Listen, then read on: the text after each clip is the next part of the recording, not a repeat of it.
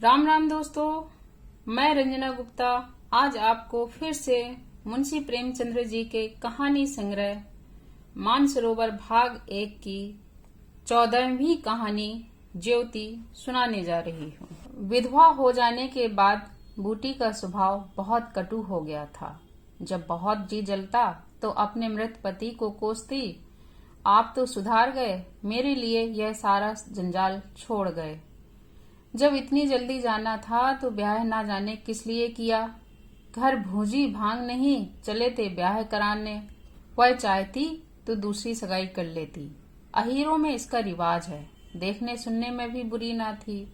2 आदमी तैयार भी थे, लेकिन बूटी पतिव्रता कहलाने के मोह को ना छोड़ सकी और यह सारा क्रोध उतरता था बड़े लड़के मोहन पर, जो अब 16 साल का था। सोहन अभी छोटा था और मैना लड़की थी। ये दोनों अभी किसी लायक ना थे। अगर यह तीनों ना होते तो बूटी को क्यों इतना कष्ट होता। जिसका थोड़ा सा काम कर देती वह रोटी कपड़ा दे देता। जब चाहती किसी के सिर बैठ जाती। अब अगर कहीं बैठ जाए तो लोग यही कहेंगे कि 3-3 लड़कों के होते इसे यह क्या सूझी। मोहन भरसक उसका भार हल्का करने की चेष्टा करता। गायों भैंसों की सानी पानी दुहना मथना यह सब कर लेता, लेकिन बूटी का मुंह सीधा ना होता था। वह रोज एक न एक खुचड़ निकालती रहती और मोहन ने भी उसकी घुड़कियों की परवाह करना छोड़ दिया था। पति उसके सिर गृहस्थी का यह भार पटक कर क्यों चला गया, उसे यह गिला थी। बेचारी का सर्वनाश ही कर दिया। ना खाने का सुख मिला, ना पहनने ओढ़ने का, ना और किसी बात का। इस घर में क्या आई, मानो भट्टी में पड़ गई। उसकी वैधव्य साधना और अतिरिक्त भोग लालसा में सदैव द्वंद्वसा मचा रहता था और उसकी जलन में उसके हृदय की सारी मृदुता जलकर भस्म हो गई थी। पति के पीछे और कुछ नहीं तो बूटी के पास 400-500 के गहने थे, लेकिन एक एक करके सब उसके हाथ से निकल गए। उसी मोहल्ले में, उसी बिरादरी में कितनी औरतें थीं जो उससे जेठ होने पर भी गहने झमकाकर, आंखों में काजल लगाकर, मांग में सिंदूर की मोटी सी रेखा डालकर मानो उसे जलाया करती थीं। इसलिए जब उनमें से कोई विधवा हो जाती तो बूटी को खुशी होती और यह सारी जलन वह लड़कों पर निकालती, विशेषकर मोहन पर। वह शायद सारे संसार की स्त्रियों को अपने ही रूप में देखना चाहती थी। कुत्सा में उसे विशेष आनंद मिलता था। उसकी वंचित लालसा जल न पाकर ओस चाट लेने में ही संतुष्ट होती थी। फिर यह कैसे संभव था कि वह मोहन के विषय में कुछ सुने और पेट में डाल ले। ज्यों ही मोहन संध्या समय दूध बेचकर आया, बूटी ने कहा, देखती हूँ तू अब सांड बनने पर उतारू हो गया है। मोहन ने प्रश्न के भाव से देखा। कैसा सांड, क्या बात है? तू रुपया से छिप छिप कर नहीं हंसता बोलता, उस पर कहता है कि कैसा सांड। तुझे लाज नहीं आती? घर में पैसे पैसे की तंगी है और वहाँ उसके लिए पान लाए जाते हैं, कपड़े रंगाए जाते हैं। मोहन ने विद्रोह का भाव धारण किया। अगर उसने मुझसे 4 पैसे के पान मांगे तो क्या करता? कहता कि पैसे दो तो लाऊंगा। अपनी धोती रंगने को दी तो उससे रंगाई मांगता। टोले में एक तू ही बड़ा धन्ना सेठ है और किसी से उसने क्यों ना कहा। यह वह जाने, मैं क्या बताऊं। तुझे अब छैला बनने की सूझती है। घर में भी कभी 1 पैसे का पान लाया? यहाँ पान किसके लिए लाता? क्या तेरे लेखे घर में सब मर गए? मैं न जानता था कि तुम पान खाना चाहती हो। संसार में 1 रुपया ही पान खाने जोग है।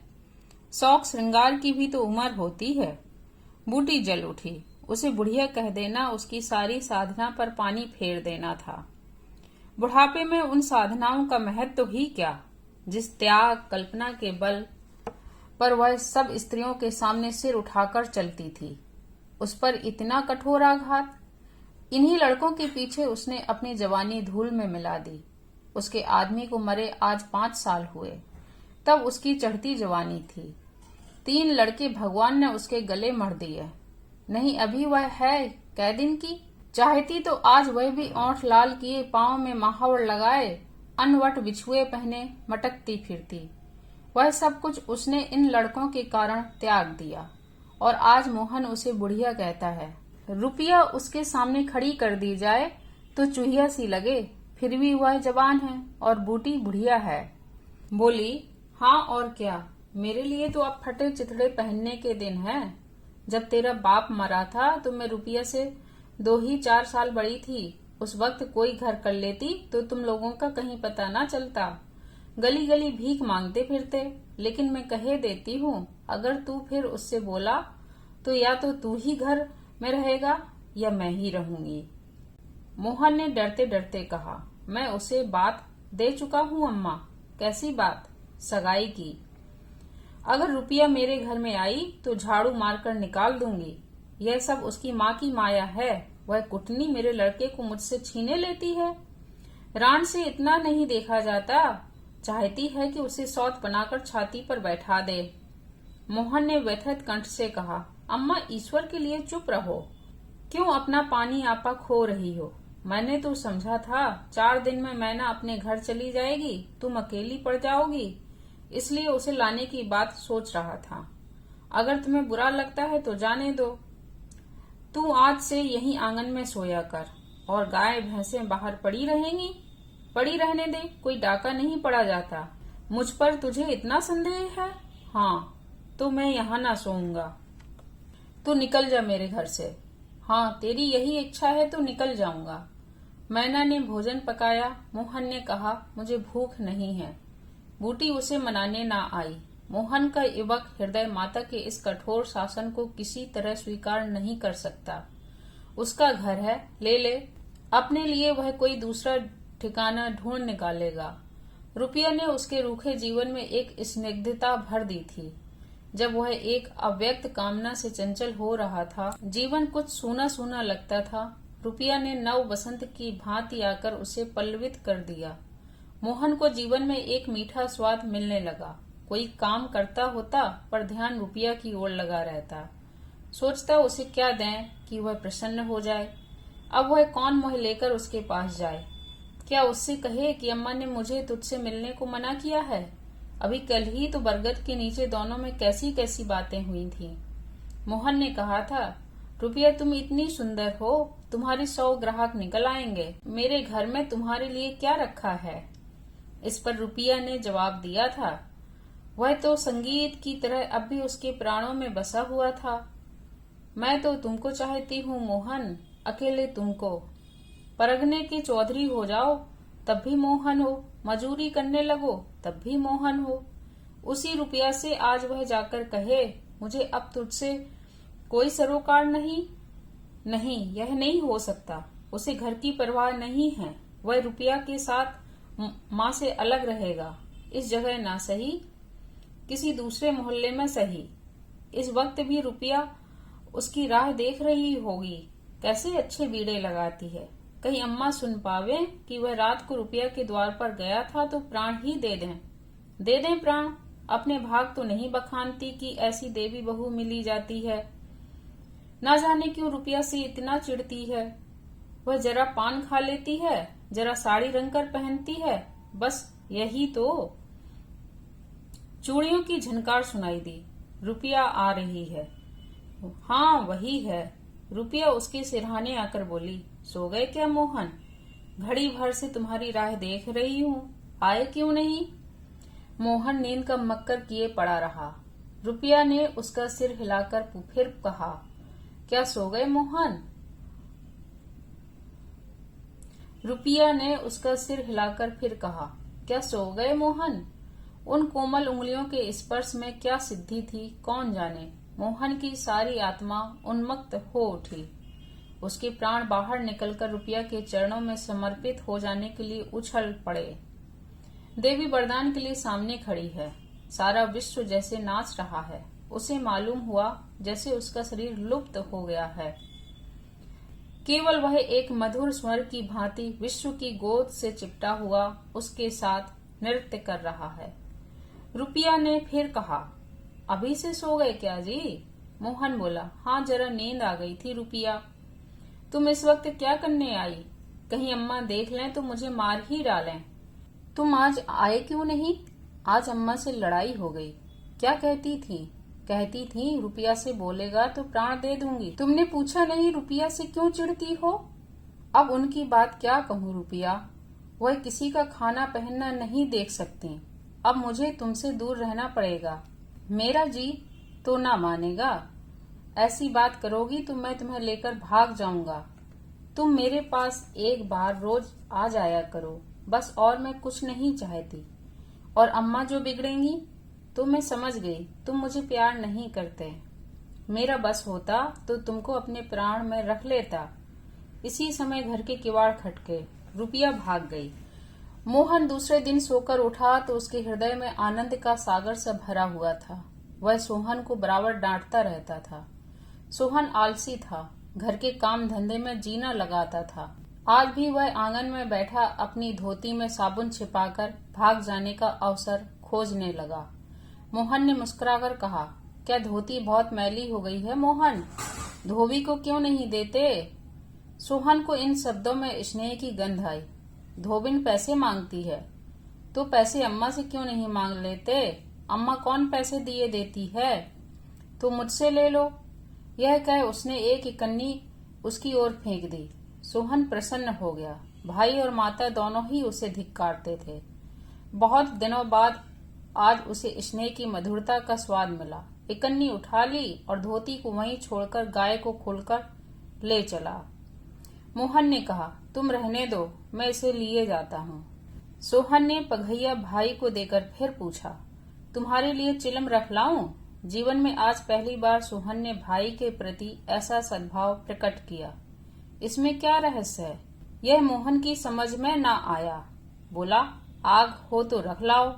मैना सिर के बाल खोले आंगन में घरौंदा बना रही थी। मोहन को देखते ही उसने घरौंदा बिगाड़ दिया और आंचल से बाल छिपाकर रसोई घर में बर्तन उठाने चली। मोहन ने पूछा, क्या खेल रही थी मैना? मैना डरी हुई बोली, कुछ तो नहीं। तू तो बहुत अच्छे घरौंदे बनाती है, जरा बना देखूं।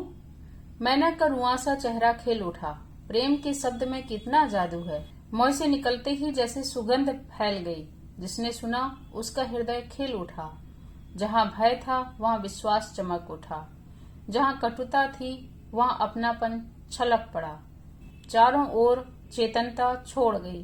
कहीं आलस्य नहीं, कहीं खिन्नता नहीं। मोहन का हृदय आज प्रेम से भरा हुआ है। उसमें सुगंध का विकर्षण हो रहा है। मैना घरौंदा बनाने बैठ गई। मोहन ने उसके उलझे हुए बालों को सुलझाते हुए कहा, तेरी गुड़िया का ब्याह कब होगा मैना? न्योता दे, कुछ मिठाई खाने को मिले। मैना का मन आकाश में उड़ने लगा। अब भैया पानी मांगे तो वह लोटे को राख से खूब चमाचम करके पानी ले आएगी। अम्मा पैसे नहीं देती। गुड्डा तो ठीक हो गया है, टीका कैसे भेजूं? कितने पैसे लेगी? 1 पैसे के बतासे लूंगी और 1 पैसे का रंग। जोड़े तो रंग जाएंगे कि नहीं? तो 2 पैसे में तेरा काम चल जाएगा। तो 2 पैसे दे दो भैया, तो मेरी गुड़िया का ब्याह धूमधाम से हो जाए। मोहन ने हाथ ऊपर उठाया। मैना ने हाथ पकड़कर नीचे खींचना शुरू किया। मोहन ने उसे गोद में उठा लिया। मैना ने पैसे ले लिए और नीचे उतरकर नाचने लगी। फिर अपनी सहेलियों को विवाह का न्योता देने के लिए भागी। उसी वक्त बूटी गोबर का झउआ लिए आ पहुंची। मोहन को खड़े देखकर कठोर स्वर में बोली, अभी तक मटर गश्ती ही हो रही है, भैंस कब दुही जाएगी? आज बूटी को मोहन ने विद्रोह भरा जवाब ना दिया, जैसे उसके मन में माधुरी का कोई सोता सा खुल गया हो। माता को गोबर का बोझ लिए देखकर उसने झउआ उसके सिर से उतार दिया। बूटी ने कहा, रहने दे, जाकर भैंस धोए, मैं तो गोबर लिए जाती हूँ। तुम इतना भारी बोझ क्यों उठा लेती हो? मुझे क्यों नहीं बुला लेती? माता का हृदय वात्सल्य से गदगद हो उठा। तू जा, अपना काम देख, मेरे पीछे क्यों पड़ता है? गोबर निकालने का काम मेरा है और दूध कौन दुहेगा? वह भी मैं करूंगा। तू इतना बड़ा योद्धा है कि सारे काम कर लेगा। जितना कहता हूँ उतना कर लूंगा। तो मैं क्या करूंगी? तुम लड़कों से काम लो, जो तुम्हारा धर्म है। मेरी सुनता है कोई? आज मोहन बाजार से दूध पहुंचाकर लौटा तो पान, कत्था, सुपारी एक छोटा सा पानदान और थोड़ी सी मिठाई लाया। बूटी बिगड़कर बोली, आज पैसे कहीं फालतू मिल गए थे क्या? इस तरह उड़ावेगा तो कै दिन निभाए होगा? मैंने तो एक पैसा भी नहीं उड़ाया अम्मा। पहले मैं समझता था तुम पान खाती ही नहीं, तो अब मैं पान खाऊंगी। हाँ और क्या, जिसके दो दो जवान बेटे हों, क्या वह इतना शौक भी ना करे? बूटी के सूखे कठोर हृदय में कहीं से कुछ हरियाली निकल गई। एक नन्ही सी कोपल थी, लेकिन उसके अंदर कितना जीवन, कितना रस था। उसने मैना और सोहन को एक एक मिठाई दे दी, फिर मोहन को देने लगी। मिठाई तो लड़कों के लिए लाया था अम्मा, और तू तो बूढ़ा हो गया है। क्यों? इन लड़कों के सामने तो बूढ़ा ही हूँ, लेकिन मेरे सामने तो लड़का ही है। मोहन ने मिठाई ले ली। मैना ने मिठाई पाते ही गप से मुंह में डाल ली थी। वह केवल मिठास का स्वाद जीभ पर छोड़कर कब की गायब हो चुकी थी। मोहन की मिठाई को ललचाई आंखों से देखने लगी। मोहन ने आधा लड्डू तोड़कर मैना को दे दिया। एक मिठाई दौने में और बची थी। बूटी ने उसे मोहन की तरफ बढ़ाकर कहा, लाया भी तो इतनी सी मिठाई, यह ले ले। मोहन ने आधी मिठाई मुंह में डालकर कहा, यह तुम्हारा हिस्सा है अम्मा। तुम्हें खाते देखकर मुझे जो आनंद मिलता है, उसमें मिठास से ज्यादा स्वाद है। उसने आधी मिठाई सोहन को और आधी मोहन को दे दी। फिर पानदान खोलकर देखने लगी। आज जीवन में पहली बार उसे यह सौभाग्य प्राप्त हुआ। धन भाग की पति के राज में जिस विभूति के लिए तरसती रही, वह लड़के के राज में मिली। पानदान में कई कुल्हियां हैं, और देखो, दो छोटी छोटी चिमचियां भी हैं। ऊपर कड़ा लगा हुआ है, जहां चाहो लटका कर ले जाओ। ऊपर की तस्तरी में पान रखे जाएंगे। ज्यों ही मोहन बाहर चला गया, उसने पानदान को मान धोकर उसमें चूना कत्था भरा, सुपारी काटी, पान को भिगोकर तस्तरी में रखा, तब एक बीड़ा लगाकर खाया। उस बीड़े के रस ने जैसे उसके वैधव्य की कटुता को स्निग्ध कर दिया।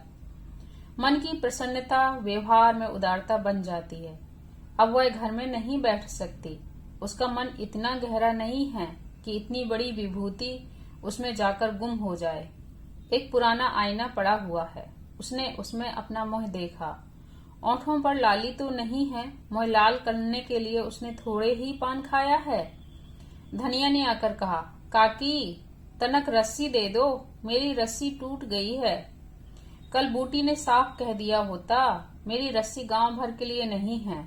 रस्सी टूट गई है तो बनवा लो। आज उसने धनिया को रस्सी निकालकर प्रसन्न मुख से दे दी और सद्भाव से पूछा, लड़के के दस्त बंद हुए कि नहीं धनिया?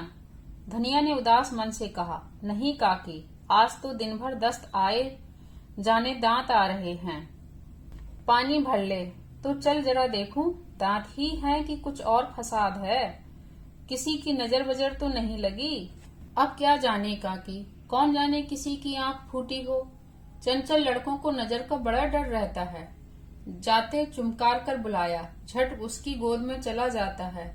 ऐसा हंसता है कि तुमसे क्या कहूँ। कभी कभी माँ की नजर भी लग जाया करती है। ए नौज काकी, भला कोई अपने लड़के को नजर लगाएगा? यही तो तू समझती नहीं, नजर आप ही आप लग जाती है। धनिया पानी लेकर आई तो बूटी उसके साथ बच्चे को देखने चली। तू अकेली है? आजकल घर के काम धंधे में बड़ा अंडस होता होगा। नहीं अम्मा, रुपया आ जाती है, घर का कुछ काम कर देती है। नहीं अकेले तो मेरी मरण हो जाती। बूटी को आश्चर्य हुआ। रुपया को उसने केवल तितली समझ रखा था। रुपया? हाँ काकी, बेचारी बड़ी सीधी है। झाड़ू लगा देती है, चौका बर्तन कर देती है, लड़के को संभालती है। गाढ़े समय कौन किसी की बात पूछता है काकी? उसे तो अपनी मिस्सी काजल से छुट्टी नहीं मिलती होगी। यह तो अपनी अपनी रुचि है काकी। मुझे तो इस मिस्सी काजल वाली ने जितना सहारा दिया, उतना किसी भक्तिन ने ना दिया। बेचारी रात भर जागती रही, मैंने कुछ दे तो नहीं दिया। हाँ, जब तक जीऊंगी उसका जस गाऊंगी। तू उसके गुण अभी नहीं जानती धनिया। पान के लिए पैसे कहाँ से आते हैं? किनारदार साड़ियाँ कहाँ से आती हैं? मैं इन बातों में नहीं पड़ती काकी। फिर शौक श्रृंगार करने का किसका जी नहीं चाहता? खाने पहनने की यही तो उम्र है। धनिया का घर आ गया। आंगन में रुपया बच्चे को गोद में लिए थपक रही थी। बच्चा सो गया था। धनिया ने बच्चे को खटोले पर सुला दिया। बूटी ने बच्चे के सिर पर हाथ रखा, पेट में धीरे धीरे उंगली गड़ाकर देखा, नाभि पर हींग का लेप करने को कहा। रुपया बेनिया लाकर उसे झलने लगी। बूटी ने कहा, ला बेनिया मुझे दे दे, मैं डुला दूंगी तो क्या छोटी हो जाऊंगी? तू दिन भर यहाँ काम धंधा करती रही है, थक गई होगी। तुम इतनी भली मानस हो और यहाँ लोग कहते थे कि वह बिना गाली के बात नहीं करती, मारे डर के तुम्हारे पास ना आई। बूटी मुस्कुराई। लोग झूठ ही तो नहीं कहते, मैं आंखों की देखी मानूं कि कानों की सुनी। आज भी रुपया आंखों में काजल लगाए, पान खाए, रंगीन साड़ी पहने हुए थी, किंतु आज बूटी को मालूम हुआ इस फूल में केवल रंग नहीं है, सुगंध भी है। उसके मन में रुपया से जो घृणा हो गई थी वह किसी देवी मंत्र से धुल सी गई। कितनी सुशील लड़की है, कितनी लज्जातुर, बोली कितनी मीठी है। आजकल की लड़कियां अपने बच्चों की तो परवाह नहीं करती, दूसरों के लिए कौन मरता है। सारी रात धनिया के लड़के को लिए जागती रही। मोहन ने कल की बातें इससे कह तो दी होंगी। दूसरी लड़की होती तो मेरी ओर से मुंह फेर लेती, मुझे जलाती, मुझसे ऐंठती। इसे तो जैसे कुछ मालूम ही ना हो सकता है कि मोहन ने इससे कुछ कहा ही ना हो। हाँ, यही बात है। आज रुपया बूटी को बड़ी सुंदर लगी। ठीक तो है, अभी शौक श्रृंगार ना करेगी तो कब करेगी? शौक श्रृंगार इसलिए बुरा लगता है कि ऐसे आदमी अपने भोग विलास में मस्त रहते हैं। किसी के घर में आग लग जाए उनसे मतलब नहीं, उनका काम तो खाली दूसरों को रिझाना है। जैसे अपने रूप की दुकान सजाए, राह चलतों को बुलाते हो कि जरा इस दुकान की सैर भी करते जाइए। ऐसे उपकारी प्राणियों का श्रृंगार बुरा नहीं लगता, नहीं बल्कि और अच्छा लगता है। इससे मालूम होता है कि इसका रूप जितना सुंदर है उतना ही मन भी सुंदर है। फिर कौन नहीं चाहता कि लोग उसके रूप का बखान करें? किसे दूसरों की आंखों में खुब जाने की लालसा नहीं होती। बूटी का यौवन कब का विदा हो चुका, फिर भी यह लालसा उसे बनी हुई है। कोई उसे रसभरी आंखों से देख लेता है तो उसका मन कितना प्रसन्न हो जाता है। जमीन पर पांव नहीं पड़ते। फिर रुपया तो अभी जवान है। उस दिन से रुपया प्रायः 1-2 बार नित्य बूटी के घर आती। बूटी ने मोहन से आग्रह करके उसके लिए एक अच्छी सी साड़ी मंगवा दी। अगर रुपया कभी बिना काजल लगाए या बेरंगी साड़ी पहने आ जाती तो बूटी कहती, बहू बेटियों को यह जोगिया भेष अच्छा नहीं लगता है, यह भेष तो हम जैसी बुढ़ियों के लिए है। रुपया ने एक दिन कहा, तुम बूढ़ी काहे को हो गई अम्मा? लोगों को इशारा मिल जाए तो भौरों की तरह तुम्हारे ऊपर मड़राने लगे। मेरे दादा तो तुम्हारे द्वार पर धरना देने लगे। बूटी ने मीठे तिरस्कार से कहा, चल मैं तेरी माँ की सौत बनकर जाऊंगी। अम्मा तू बूढ़ी हो गई तो क्या तेरे दादा अभी जवान बैठे हैं? हाँ ऐसा, बड़ी अच्छी मिट्टी है उनकी। बूटी ने उसकी ओर रसभरी आंखों से देखकर पूछा, अच्छा बता, मोहन से तेरा ब्याह कर दूं? रुपया लजा गई, मुख पर गुलाब की आभा दौड़ गई। आज मोहन दूध बेचकर लौटा तो बूटी ने कहा, कुछ रुपए पैसे जुटा, मैं रुपया से तेरी बातचीत कर रही हूँ। धन्यवाद दोस्तों।